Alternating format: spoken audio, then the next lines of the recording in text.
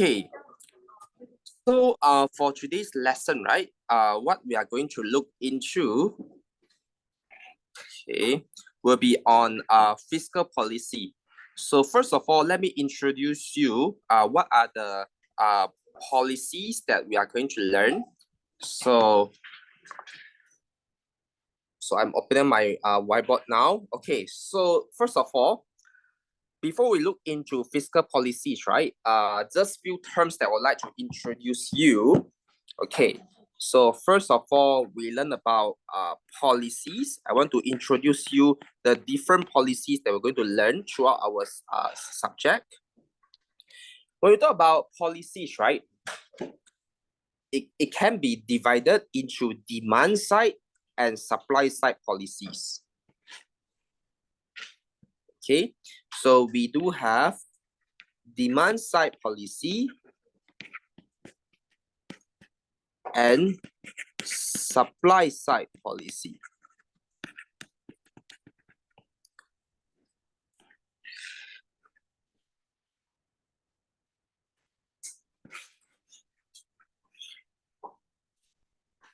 Demand side policies are the policies that are being used to influence aggregate demand. Okay, so the purpose of demand side policy is to influence aggregate demand. Either I would like to increase the aggregate demand or to decrease the aggregate demand. Whereas on the other hand, the supply side policy, the intention is to influence aggregate supply. Okay, to influence the total supply of the economy. Okay, like for example, certain policies that try to aim to increase the long run aggregate supply of the economy. Okay, so therefore once the LS shift, the SAS will shift as well. So those are under the category of supply side policies. So you can see that I call it as demand side because it is used to influence aggregate demand, and on the other hand, I call it as a supply side policy because it is used to influence the aggregate supply. So under demand side policies, we have two. The first one is fiscal policy. The second one would be monetary policy. Okay, and the third policy that we look into is what we call as supply side policy itself, in which we'll look into its instruments later on when it comes to the next week when we learn supply side. Okay, so for today's lesson, we look into this one, fiscal policy. So we are going to zoom in to look into this one of the demand side policies for today's lesson. Okay, so remember, fiscal policy is to influence the aggregate demand. Okay, so now I move on. Okay, so now I move on to look into the fiscal policy.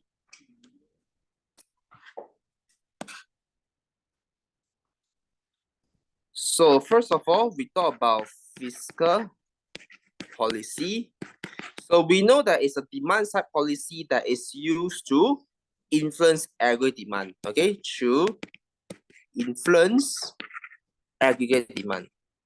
Okay, so it's a demand side policy. Okay, so for fiscal policy, there are two instruments that can be used to influence aggregate demand, which are government spending and taxation. So that means if the government were to use the fiscal policy, right, the instruments they're using are government spending and taxation. That means they can adjust the government spending and taxation to influence the aggregate demand. Either they want to make it increase or to make it decrease. Okay, so we are going to look into this fiscal policy. Okay. Now, so we talk about fiscal policy since it talks about government spending and taxation, right? Usually there's this budget that's being released every year. They will come across all this information. Like every year end, once the budget is being approved, you know, like you will come across the budget articles about what government is going to spend in the following year. Okay, and also what are the taxes that are going to be adjusted for the following year. So that's called budget. So usually when you look into the budget of the upcoming year, you can see a lot of the government spending and taxation initiative from the budget article itself. Okay, so therefore, usually if you want to look into something that links to fiscal policy, you can look into the article that are links to budget.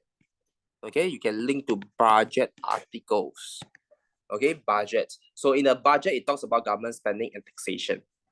Okay, it will talk about how much the government will spend in the following year. At the same time, how much of the taxation they can raise in the following year. So some extra terms that I would like to introduce you. Okay, so if today government spending is way more than whatever they earn from taxation revenue, okay, we call as budget deficit. Okay, some terms that you can use, okay, because they spend too much, way more than they earn. Okay, if today they earn a lot from the taxation revenue, from the direct tax and indirect tax that people are paying, okay, way more than whatever they spend. Okay, taxation revenue is larger than whatever government is spending. We call as a budget surplus. Okay, some terms, so that you can analyze it next time when you look into a budget article. You know that whether the economy is going to have budget deficit or budget surplus. Very often we are going to have budget deficit. Usually government will spend more than what people are paying in terms of the taxes. Okay, so this is just extra terms. So therefore, when you look into budget articles, you know that it is linked to the fiscal policy to some extent. Okay, but that's not our focus. Let's look into the keys here, which is about the fiscal policy. So when we talk about fiscal policy, I can make it into two. I can divide it into two here. Okay, so on the left-hand side, okay, we can look into expansionary fiscal policy. Okay. So what do you mean by expansionary fiscal policy? So expansionary fiscal policy, the purpose is to increase aggregate demand. Okay, the purpose is to increase aggregate demand. For example, let's say the economy is not doing good and therefore government would like to stimulate the economy and therefore they will use expansionary fiscal policy. Okay, so how are they going to adjust the government spending and taxation? Okay, so government spending will increase and taxation will reduce. Okay, lower taxes so that people will have more money to spend. Okay, and therefore it will help in stimulating the economy itself. Okay, so how the graph looks like. So let's say we look into the graph here. Okay, so assuming, okay, so first of all, we draw our y-axis, we draw our x-axis, and we have the origin, we have the price level on the y-axis, and we have the real GDP on the x-axis. So as usual, we have aggregate demand curve, and we have SAS curve, okay, and then we have LS. Now, let's say assuming this economy is currently in a recession, you know, like the economy is not doing good, starting with a deflationary gap or recessionary gap. Okay, so assuming, okay, it starts like this. Okay, so this is the LS. So one thing you can see over here is at first it starts with this point A. At point A, you can see that this is the price level. Let's say this is 90. Okay, and here, okay, it is let's say I give a figures 100. Okay, so at Y0. Now the full employment year is here at LAS. So therefore, point A over here is below the full capacity. That means they do not produce up to the max. Okay, economy not doing good. Some people are being unemployed. Some resources are being underutilized. So therefore, you can see in this situation over here, the economy starts at a deflationary gap. Where is the deflationary gap? Here, this triangle over here is the deflationary gap. So therefore, what happened is the government would like to implement expansionary fiscal policies to help the economy, to stimulate the economy. By how? By increasing government spending and lower taxation. So therefore, what happened is this can stimulate the consumption, investment, government spending, and even net exports. So therefore, this will boost the aggregate demand. That means increase the aggregate demand. So for example, here, it increased the aggregate demand through here.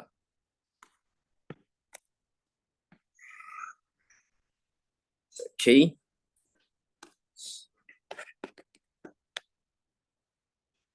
Okay, so therefore, aggregate demand shift rightwards. At the end, you can see that it will end up at this point B over here, okay, with higher price level, okay, but at least back to the full employment here.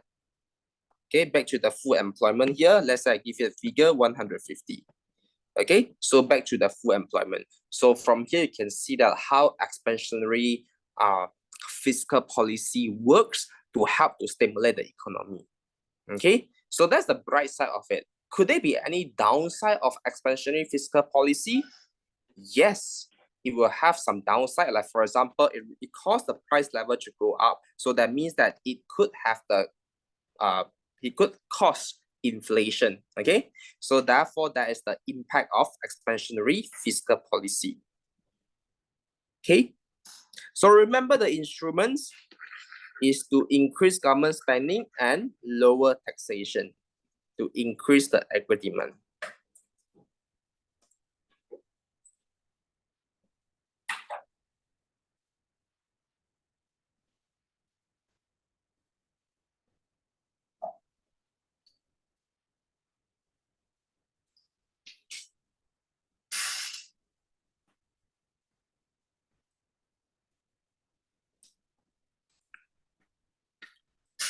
Okay, so you see, every time when it involves the government initiative to make changes in terms of the government spending or taxation, these are what we call as their initiative, their implementation. So it's what we call as a discretionary fiscal policy. Discretionary means that they purposely make some changes. Okay, make some changes in terms of changing their government spending or changing the taxation rates. Okay, so same thing over here. Let's say we look into the opposite here. Okay, let's say we look into the other one, which is called contractionary. Contractionary fiscal policy. Okay. So what is the purpose of contractionary fiscal policy? The intention, okay, is to reduce or to decrease the aggregate demand. Okay, by how? By reducing government spending and increasing the tax rate. Okay, so these kind of policies will usually be implemented if, let's say, the economy is over booming, people spending like crazy, the inflation is too high. So therefore, government would like to slow down the economy itself. So therefore, let's have a look into a situation. Okay, so let's try to analyze with the use of a diagram so that it gives you a clearer picture. Okay, so let's say now we say that the economy is over booming, people spending like crazy. Okay, so therefore, let's show it on the diagram first. When people are spending like crazy and causing inflation, that means that the economy is having a inflationary gap. So same thing on your y-axis price level, on the x-axis is real GDP, and we have aggregate demand curve, okay, and SAS curve, and let's begin, okay, let's begin with having inflationary gap here. So that means that you are producing beyond the full capacity of the economy. So let's say now this is 150, which is so let's say this is your full employment, which is at 150. Okay, this is your LAS. Okay, now what happened is you're producing at point A over here. Okay, point A over here, which is beyond the full capacity. So at this price level, let's say at 110, okay, and at this output, which is 200, okay, at this output, which is 200, okay.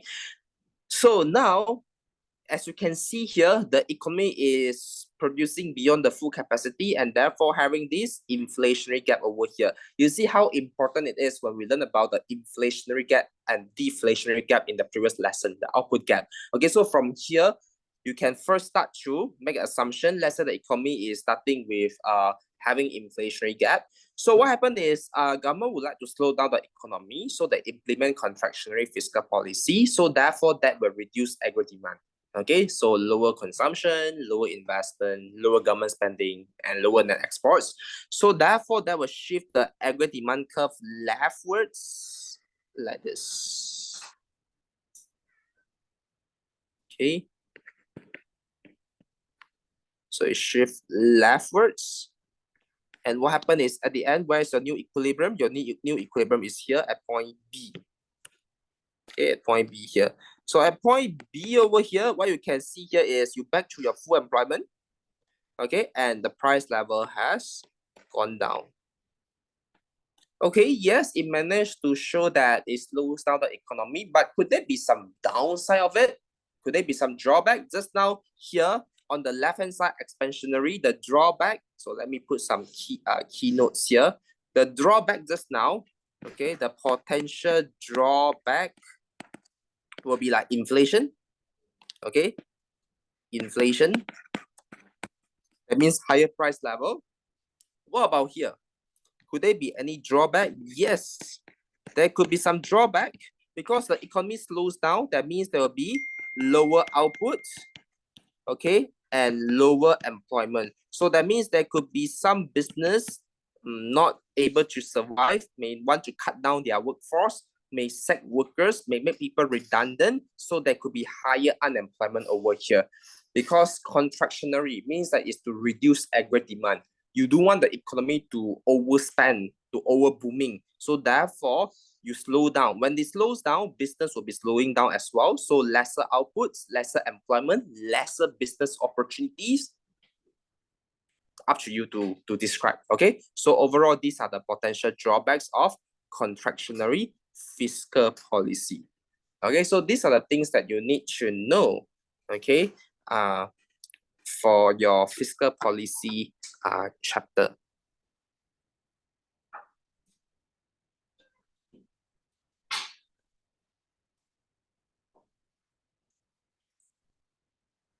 One mind map, one size fits all.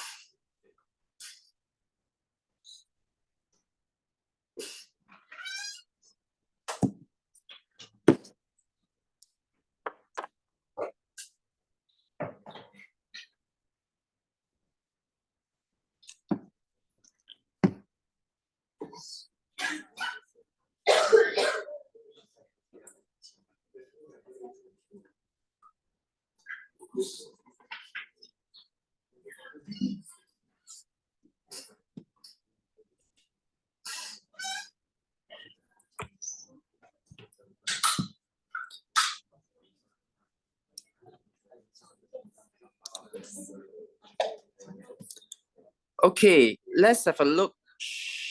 Let's have a look into tutorial questions.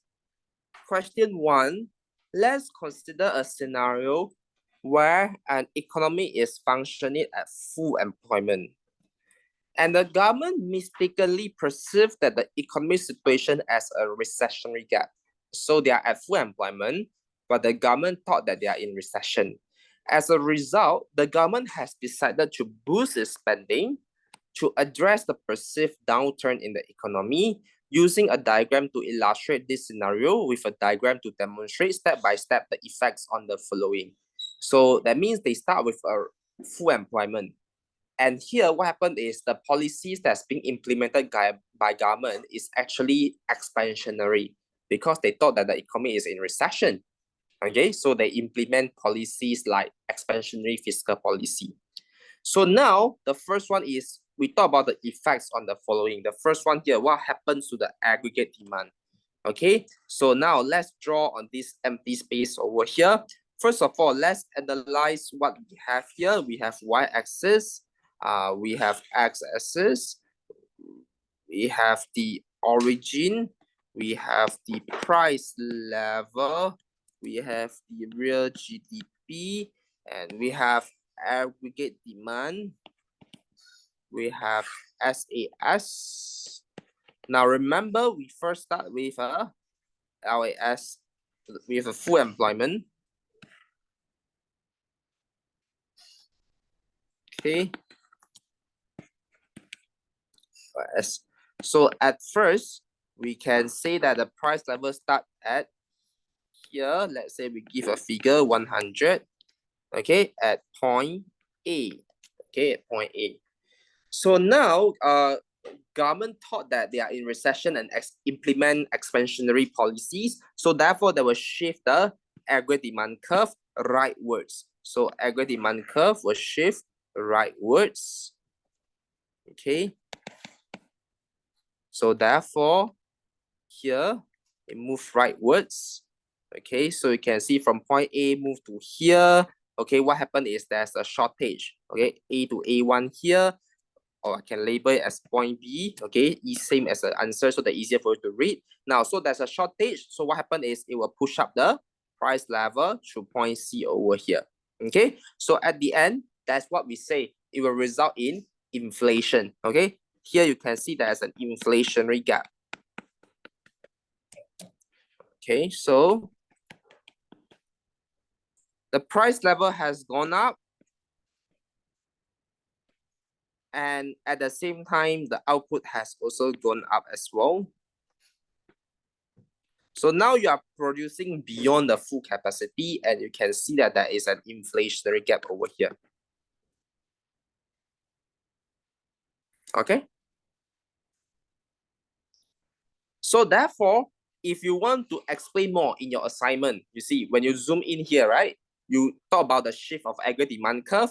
But what happened is when you were to explain the movement along the SAS curve and the movement along the AD curve, you can use those effects that we learned in the previous lesson. So to explain the movement along the AD curve, what are the effects that we can talk about? Real wealth, intertemporal, and international substitution effects. Okay, so those are for you to explain the movement of AD curve. On the other hand, to explain the movement along the SAS curve, what are the effects that you can talk about? Profit incentive. So remember, these are the terms that I will be expecting from an assignment when you are choosing the ADS diagram to explain. Either you put it as part of your diagram explanations or the theories that you apply. So there are a lot of theories over here, you know, like those theories that we mentioned, real wealth, intertemporal, international, they can give you a lot of marks over there. So as long as you're using ADS diagram, you can't run away from those concepts. So make sure that you are familiar with how to explain the concepts theoretically. Okay, so that's for you to explain the movement along the curve. Because when we usually talk about the shift only, but when you want to analyze in details, we zoom in, that's when you can see there is a movement along the straight line over here. Okay, so therefore the outcome for now is they are having an inflationary gap. Okay.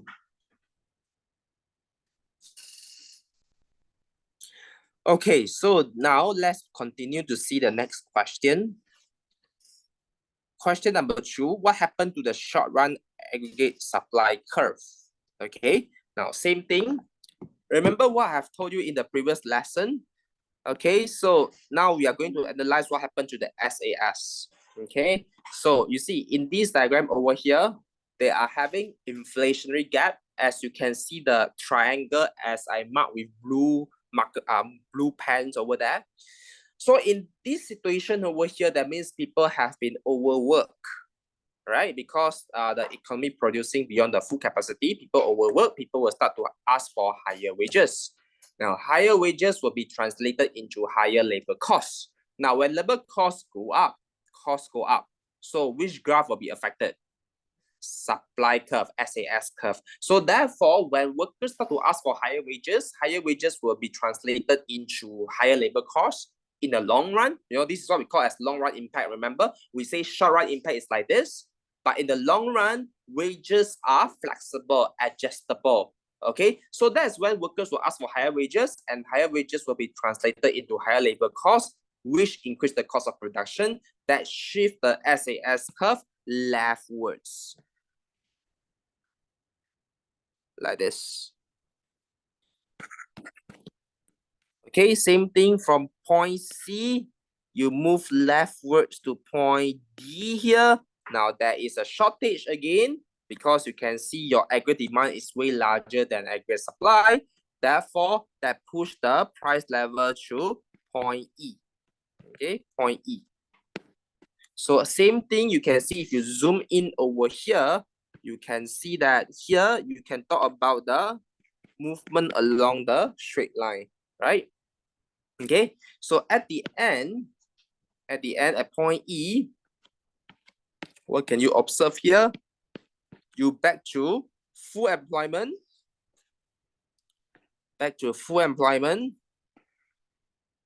the price level has become higher, let's say to 115. So price level becomes higher inflation. So back to full employment here at point E in the long run. So you see the short run is shifting the aggregate demand curve. In the long run, it shifts the SAS curve back to full employment, but at higher price level.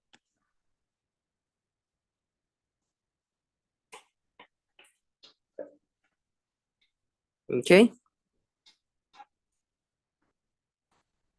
So therefore, last one, they ask you what will be the outcome for the price and the output. So the price will becomes higher. Also here they put it as 110, but I put it as 115 based on the graph that you draw. Here I put 115, but they put it as 110. Okay, up to you. The figures you can label yourself. Okay, so therefore here in my situation is 115, while the output level remain constant at 400. Okay, that means back to your full employment. Okay, so therefore, as the short-term increase in output is not sustained because in the short term people overwork here. Consequently, the government's misjudged the policy solely result in inflation with no increase in the output or afterwards. Okay, so therefore that is the outcome, the final outcomes in terms of the price level, in terms of the output, and in terms of what gap. So here they back to the full employment. So this is very similar to the extra question that I've provided you last week. Remember the green color one that I showed you here? You can have a look into it. So very similar to this mini homework that I had given to you in the previous lesson. Okay, so that's the first question. Now let's have a look into question number 2. No policy is flawless and fiscal policy can be implemented through various channels. Propose a suitable and specific fiscal policy and also outline the negative consequences of implementing it. Okay, now first of all, first question here, it says that inflation is rising rapidly and the economy is overheating, okay, overbooming. So therefore, if let's say government were to do something to control the aggregate demand, what they can do is to reduce aggregate demand by how? By expansionary or contractionary?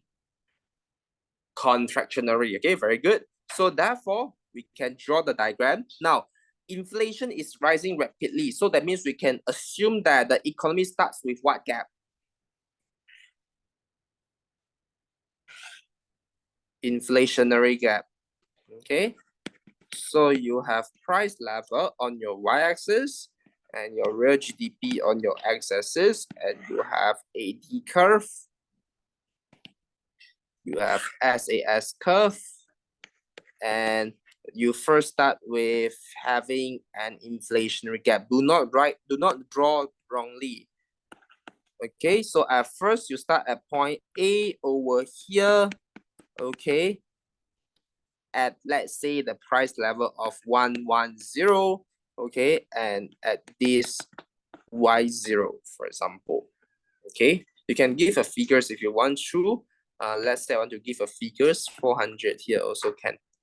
Okay, so now government can use contractionary fiscal policy, which is to aggregate demand by how? Okay, by lower government spending and increase the tax rates to discourage people spending, investing. Okay, so Therefore, that will result in the aggregate demand curve shifting leftwards. Okay. So therefore, from point A, it moved leftwards to point B. Because of the surplus, it will push the price level to point C. So now what happened is the price level has gone down, okay, and it backs to full employment, which is, let's say, 390 over here. Okay, so therefore at the end, it backs to the full employment point. Okay, and it solves the overheating problems. That's a good side of it. But could there be some drawback of this? Yes, like for example, it can dampens the output, dampens the employment. Okay.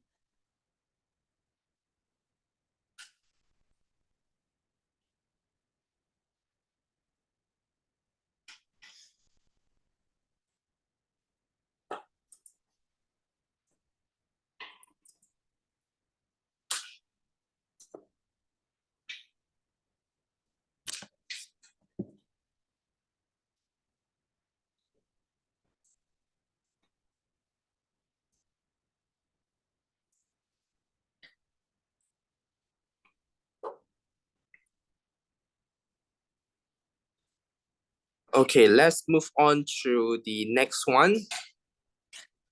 A severe recession has led to a sharp decline in the government, consumer spending and business investment. So recession, okay, causes a decline in spending and investment.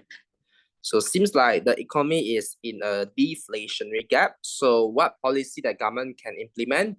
So government will have to stimulate the economy to boost the aggregate demand, so they can use expansionary fiscal policy over here. So same thing, okay, try to draw the diagram. Okay, try to draw the diagram, although I've provided you the diagram over here. So what happened is, in this situation, government will have to stimulate the economy by increasing aggregate demand. So government can spend more on infrastructure, on unemployment benefits, on social benefits, and at the same time cutting the taxes to encourage consumption and investments. Okay, so the bright side of it is that yes, it can solve this deflationary problem or recessionary problem. But the thing is, this may result in inflation, like what we have talked about in the recap just now. Okay, so try to draw the diagram by yourself first. Although I have provided you the diagram, you try to draw by yourself. So first start with y-axis and x-axis, origin, price level, real GDP,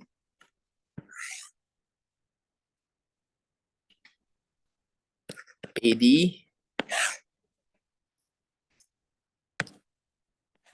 SAS, and this one is start with a deflationary gap. You try to draw it first, how the deflationary gap looks like. So we start at point A, this output.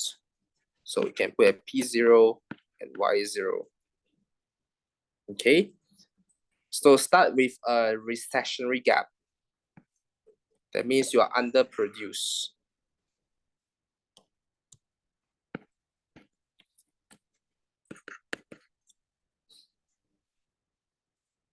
Okay. And try to analyze the diagram. So government implements expansionary fiscal policy. So that shift the aggregate demand curve rightwards.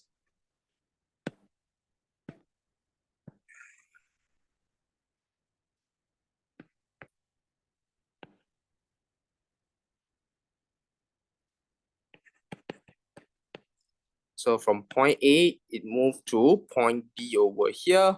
Shortage, push up the price level to point C. So at the end, price level is higher at P1 and back to full employment here, higher employment. So yes, it stimulates the economy and result in high employment, but there is an inflation here because price level has gone up. So same thing in your assignment, you can talk about more in details as in what? The movement along the SAS curve and the movement along the AD curve. Okay, they can help you to score a lot of marks.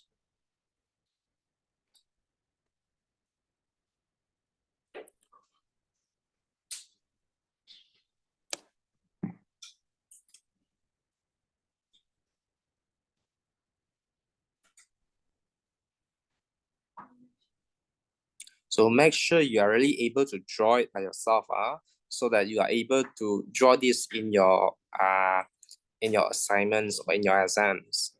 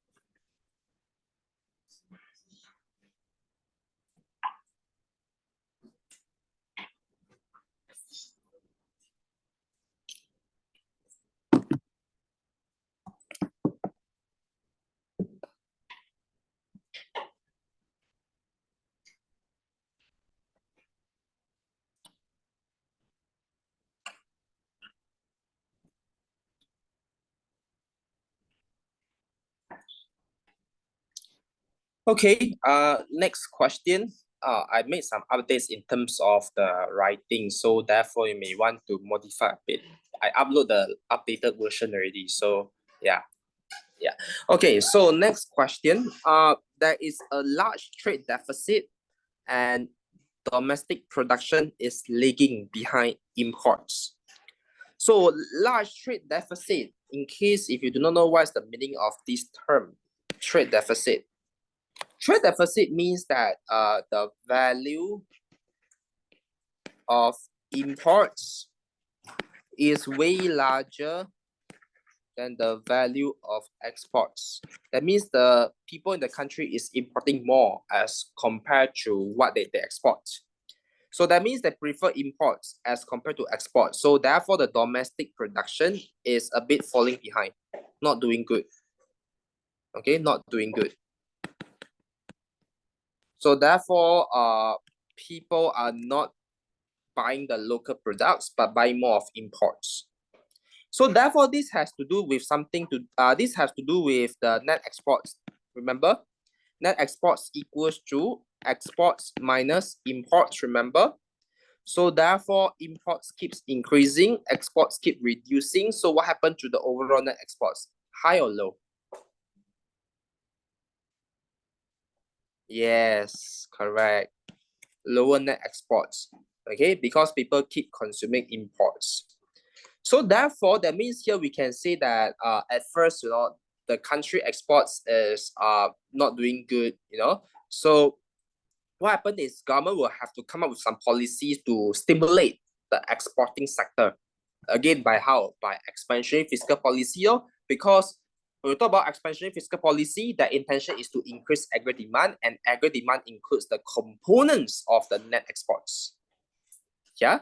So therefore, same thing. First, we assume that the economy is not doing good because their net export is very low. So after government implements expansionary fiscal policy, that could help to boost the net exports. Okay. So here, okay, same thing. Try to draw the diagram, although it's the same as what you had just drawn.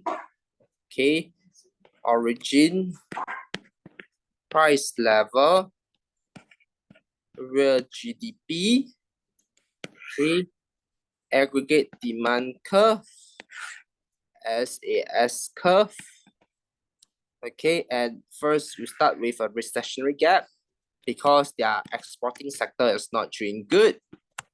Okay, and you can give some figures. Here is 100 and here is 400. Okay, now what happened is government try to stimulate the exporting sector. What happened is it will shift the aggregate demand curve rightwards. Okay, so therefore from point A to point B over here, shortage that push up the point to point C.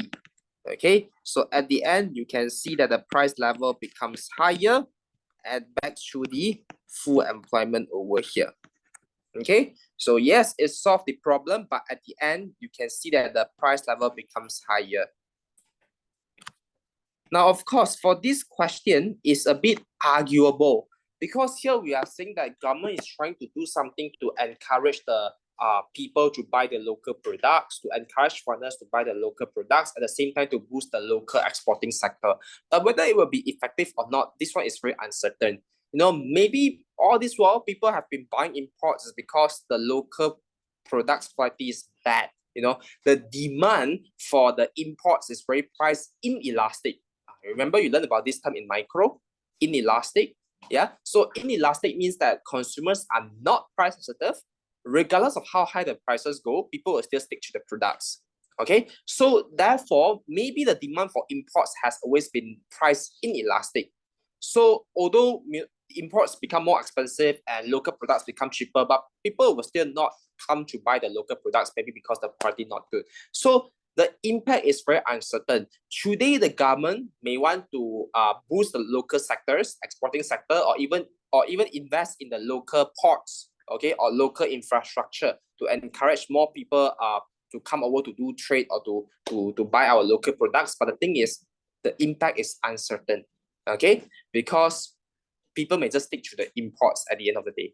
Okay, so therefore, there are some things that you can argue about, which is something that you can learn in your assignment as well. It's not always that the outcome is certain. No, you know, sometimes the outcome is arguable. So therefore, you can read into the last paragraph over here that have been written.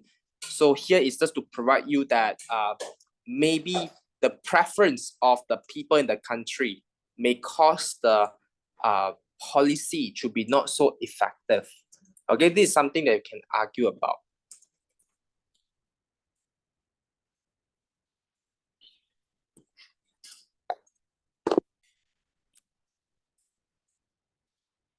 Okay, so that's the answer for this last question.